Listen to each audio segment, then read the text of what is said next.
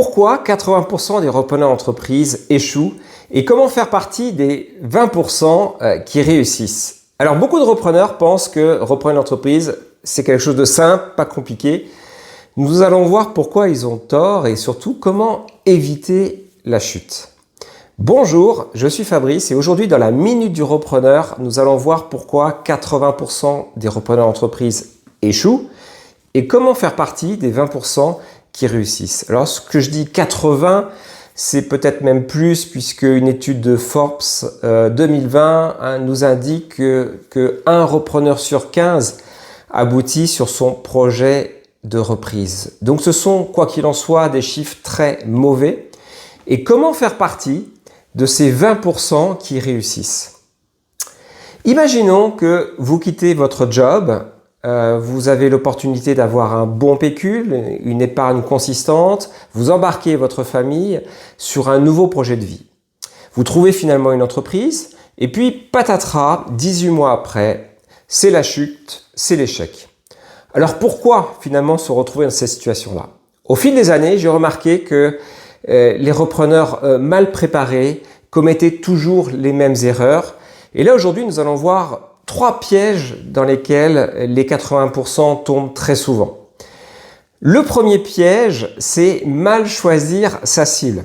Alors beaucoup de repreneurs se laissent séduire par une implantation qui les arrange bien, par un secteur d'activité porteur qu'ils ont vu dans les journaux, par un chiffre d'affaires flatteur, par une notoriété d'entreprise, mais ils oublient un élément extrêmement important, c'est la compatibilité de la cible avec leur capacité à eux.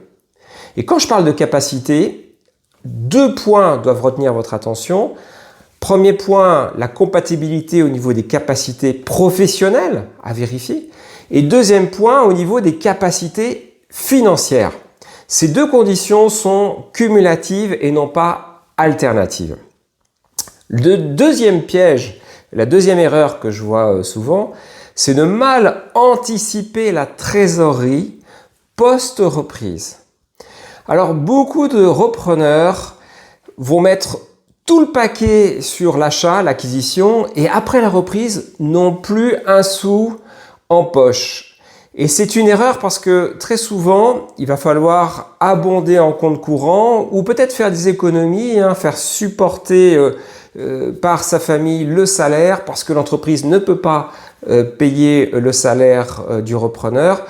Donc vous aurez besoin d'un peu d'argent après la reprise. Alors mon conseil, c'est toujours d'avoir 6 mois d'avance en anticipation sur la trésorerie de l'entreprise. Ça vous évitera pas mal de tracas. Troisième erreur classique, c'est de mal gérer les équipes en place. Alors beaucoup de repreneurs arrivent avec leurs idées, leurs stratégies, leur énergie. Mais ils oublient une chose essentielle, c'est que le vrai moteur de l'entreprise, ce sont les salariés, c'est le personnel. Et sur ce sujet, eh bien, il va falloir être très prudent. Pendant les 100 premiers jours, vous devez écouter, vous devez sensibiliser, vous devez essayer d'embarquer les salariés sur votre vision, mais en aucun cas imposer vos idées trop rapidement. C'est une source d'échec majeure.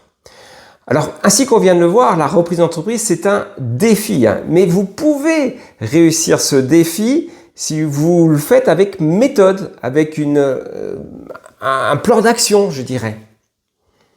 Quoi qu'il en soit, ici, si vous évitez de commettre ces 3 pièges, eh bien, vous ferez partie des 20% et vous éviterez de tomber dans les 80% de repreneurs qui échouent.